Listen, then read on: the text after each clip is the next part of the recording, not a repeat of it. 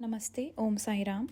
आज हम श्री साईं सच्चरित्र के अध्याय 42 का पठन करेंगे, जिसमें निम्न वर्णित हैं।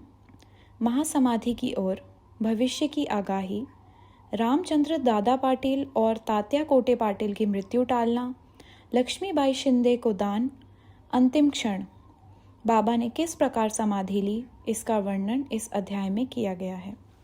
प्रस्तावना।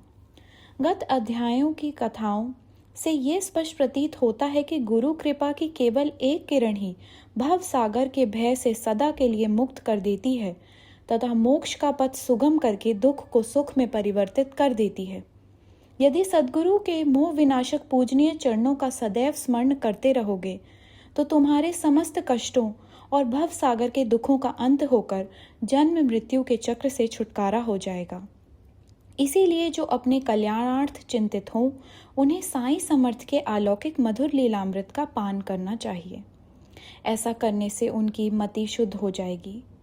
प्रारंभ में डॉक्टर पंडित का पूजन तथा किस प्रकार उन्होंने बाबा को त्रिपुंड लगाया, इसका उल्लेख मूल ग्रंथ में किया गया है। इस प्रसंग का वर्णन 11वें अध्याय में किया जा चुका है, इसीलिए यहाँ उसका दोहराना उचित नहीं है। भविष्य की आगाही। पाठकों, आपने अभी तक केवल बाबा के जीवन काल की ही कथाएं सुनी हैं। अब आप ध्यान पूर्वक बाबा के निर्वाण काल का वर्णन सुनिए। 28 सितंबर सन 1918 को बाबा को साधारण सा ज्वर आया। यह ज्वर 2-3 दिन तक रहा। इसके उपरांत ही बाबा ने भोजन करना बिल्कुल त्याग दिया।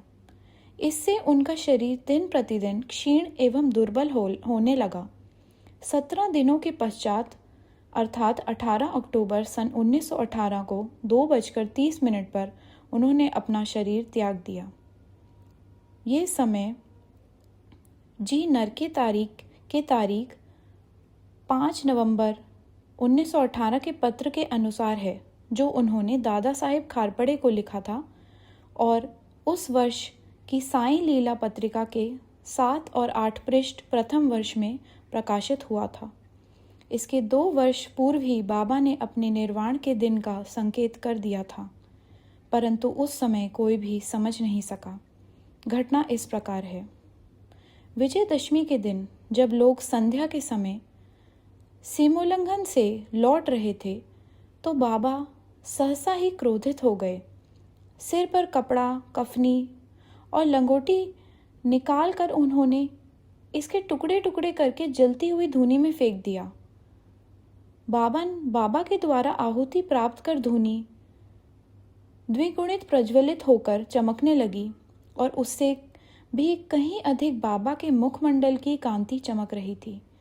वे पूर्ण दिगंबर खड़े थे और उनकी आंखें अंगारों के समान चमक रही थी। उन्होंने आवेश में आकर उच्च स्वर में कहा कि लोगों, यहाँ आओ, मुझे देखकर पूर्ण निश्चय कर लो कि मैं हिंदू हूँ या मुसलमान। सभी भय से काँप रहे थे। किसी को भी उनके समीप जाने का साहस न हो रहा था। कुछ समय बीतने के पश्चात उनके भक्त भागोजी शिंदे, जो महारोग से पीड़ित थे, साहस कर बाबा के समीप गए और किसी प्रकार उन्होंने उन्हें लंगोटी बांध दी और उनसे कहा कि बाबा, ये क्या बात है? देव आज दशहरा का त्योहार है। तब उन्होंने जमीन पर सटका पटकते हुए कहा कि यह मेरा सीमोल्लंघन है।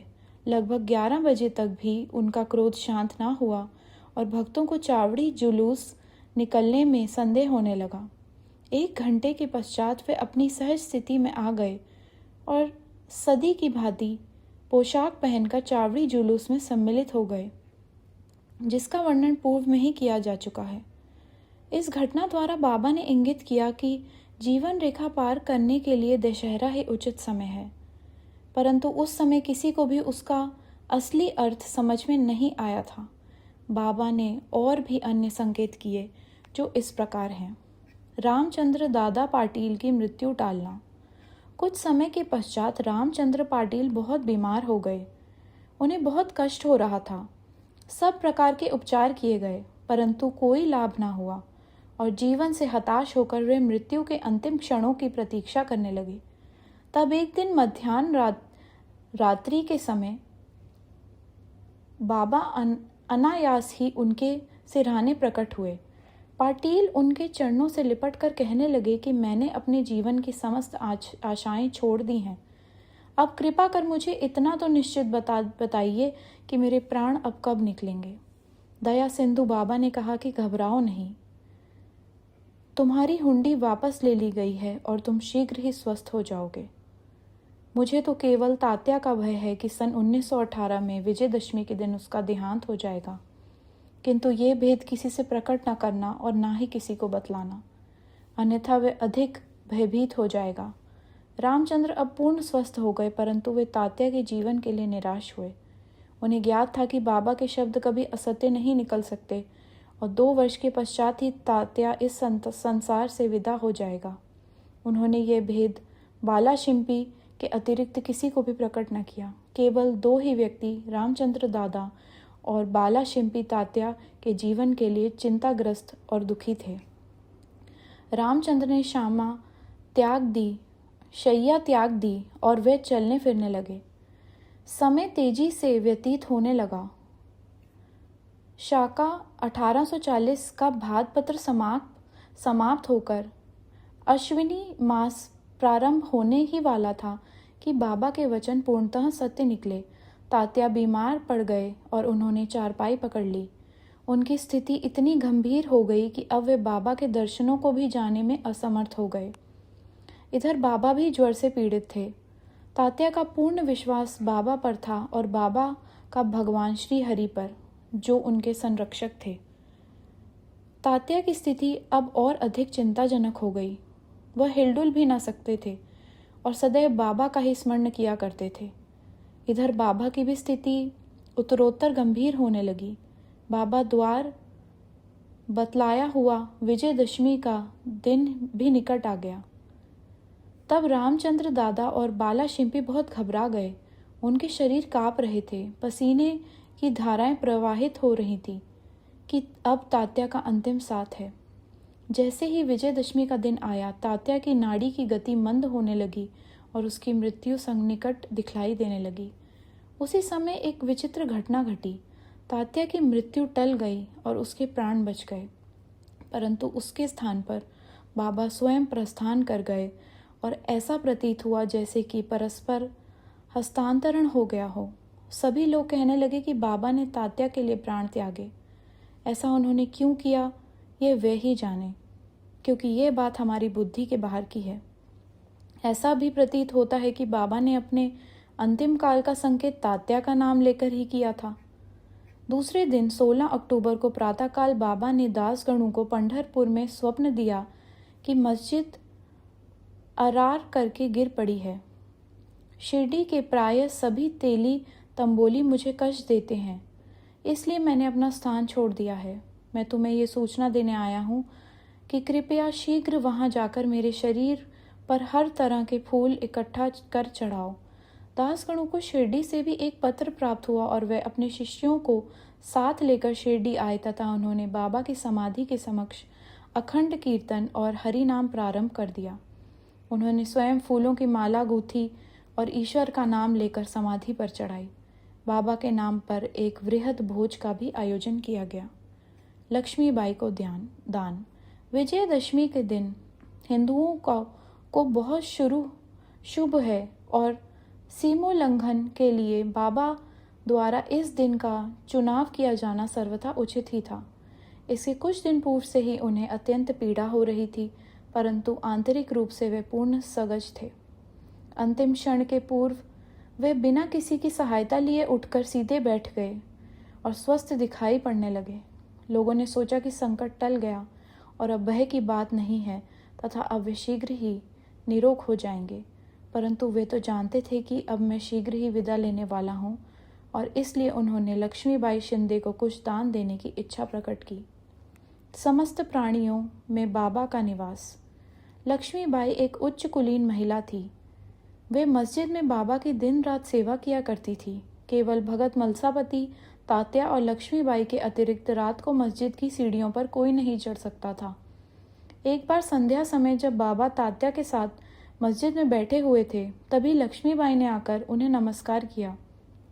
तब बाबा कहने लगे कि अरे लक्ष्मी, मैं अत्यंत भूखा हूँ, वे ये कहकर लौट पड़ी कि बाबा थोड़ी देर ठहरो, मैं अभी आपके लिए रोटी लेकर आती हूँ। उन्होंने रोटी और साग लाकर बाबा के सामने रख दिया, जो उन्होंने एक भूखे कुत्ते को दे दिया। तब लक्ष्मीबाई कहने लगी कि बाबा ये क्या, मैं तो शीघ्र गई और अपने हाथ से आपके लिए रोटी बना लाई, आपने एक ग्रास भी ग्रहण नहीं किया, उस कुत्ते के सामने डाल दिया। तब आपने व्यर्थ ही मुझे ये कष्ट क्यों दिया? बाबा ने उत्तर दिया कि व्यर्थ दुख ना करो, कुत्ते की भूख शांत करना मुझे तृप्त करने के बराबर ही है। कुत्ते की भी तो आत्मा है। प्राणी चाहे भले ही भिन्न आकृति प्रकृति के हों, उनमें कोई बोल सकते हैं और कोई मूक हैं, परंतु भूख सबकी एक सदृश है। इसे तुम सत्य जानो कि जो भूखों को भोजन कराता है वह यथार्थ में मुझे ही भोजन कराता है। ये एक अकाट्य सत्य है। इस साधारण सी घटना के द्वारा बाबा ने एक महान आध्यात्मिक सत्य की शिक्षा प्रदान की कि बिना किसी की भावनाओं को कष्ट पहुँचाए किस प्रकार उसे नित्य व्यवहार में लाया जा सकता है। इसके पश्चात ही लक्ष्मीबाई उन्हें नित्य ही प्रेम और भक्तिपूर्वक दूध, रोटी व अन्य भोजन देने लगी, जिसे वे स्वीकार कर बड़े चाव से खाते थे। वे उसमें से कुछ खाकर शेष लक्ष्मीबाई के द्वारा ही राधा कृष्ण माई के पास भेज दिया करते थे। इस उच्चिष्ट अन्न को वे प्रसाद स्वरूप समझकर प्रेम पूर्वक पाती थी। इस रोटी की कथा को असंबंध नहीं समझना चाहिए। इससे सिद्ध होता है कि सभी प्राणियों में बाबा का निवास है, जो सर्वव्यापी, जन्म मृत्यु से परे और अमर है। बाबा ने लक्ष्मीबाई की सेवाओं को सदैव स्मरण रखा। बाबा उनको भुला भी कैसे सकते थे।